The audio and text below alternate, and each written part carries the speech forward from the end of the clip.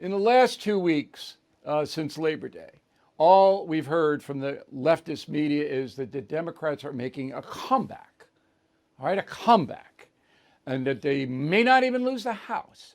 You write a column on the Hill. It says, I don't think so. And then the NBC News poll that's out this week says on the issues that are vital to Americans, inflation, things like that, Republicans are ahead 60-40. So who's lying here? Can you clear it up? Sure.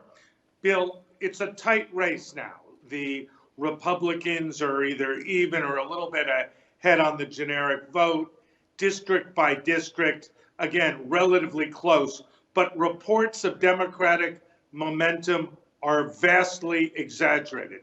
They're based on one special election and a little momentum that was generated by the inaptly named Inflation Reduction Act, which, as you know, and you've told your viewers, doesn't really reduce inflation at all, maybe increases it. Bottom line, Bill, from what I see, the House is still going to go Republican, the Senate 50-50. Okay, but when 50-50, I don't really understand that. So Sure. Georgia, you've got Herschel Walker, not the strongest candidate in the world. I mean, very inarticulate, personal problems, up against Warnock, a far left guy. Georgians are getting hammered economically. Everybody's suffering in a peach state.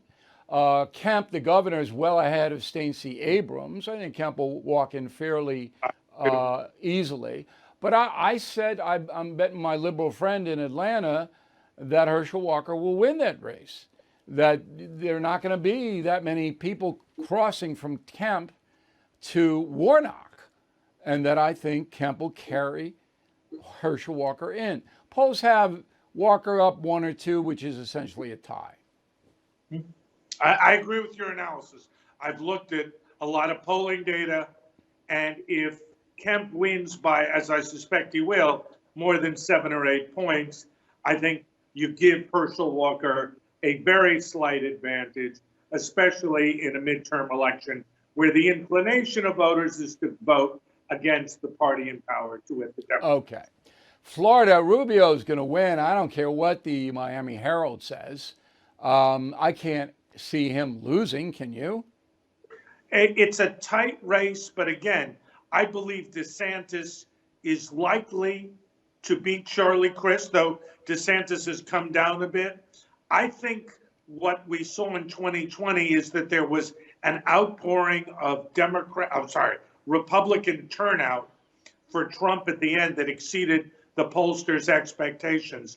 So I'd make Rubio a narrow favorite in a state that is likely to stay Republican. Why is it so narrow for Rubio? He seems to be a good senator to me. He's not screwing up, is he? No, he hasn't been screwing up, but Val Demings is the kind of Democrat you and I like. Tough on crime, former police officer, and running away from the National Party. All right, and she is a woman of color, and that is a boost in Florida. It is, indeed. Inflation at its highest level in 40 years. Interest rates skyrocketing. We all know that. Market experts like Jamie Dimon, CEO of JP Morgan, not only predict a recession, but are using scary terms like economic hurricane and unprecedented.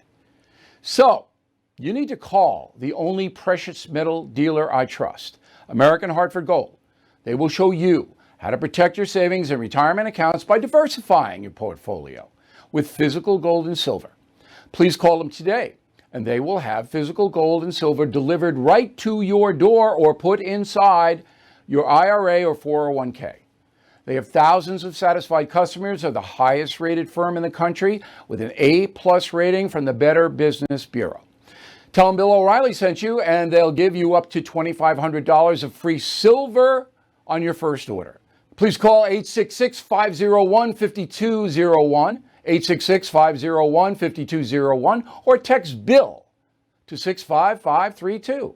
Again, 866-501-5201, or text BILL to 65532.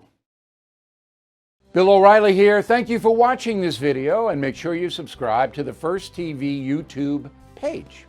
Just hit the big red subscribe button below, and you'll get clips and highlights of my program, The No Spin News, every single day.